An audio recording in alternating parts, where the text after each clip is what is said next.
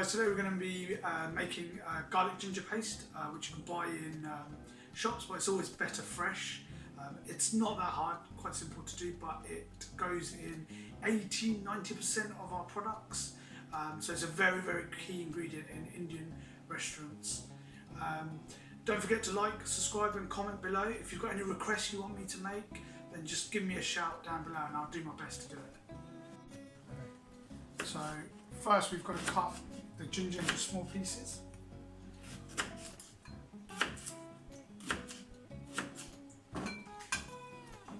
we get plenty of ginger. Majority is ginger, so you want 90% ginger.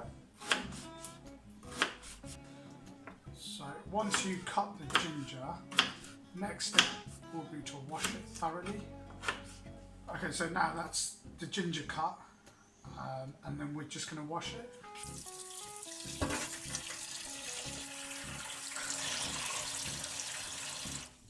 So you get the ginger and then you wash it a couple of times, try and get any like sort of dirty bits out.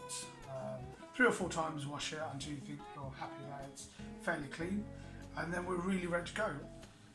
So we're going to put everything in and blend it together. So we've got our ginger, which was about 3 or 4 gingers. Then you have some garlic. You've got about 2, 4, 6, about 8, 9 cloves of garlic. Then you have water. I would say about half a pint of water. And then some oil. It's about 3 tablespoons. Should be enough. 3.5. And then you put your blender on, a blender jug.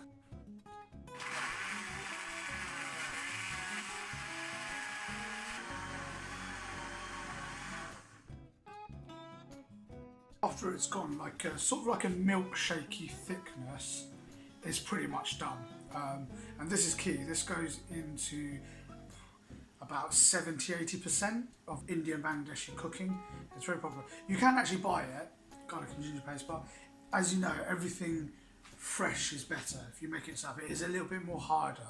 But when you make things fresh, it's not been preserved, or it's not really, you know, gone to a factory who's made it and then to a shop. So it's always best to make it yourself. And here you go. So it's kind of like a milkshakey thick garlic ginger paste. It's a very, very key ingredient, which you'll see goes into a lot of products.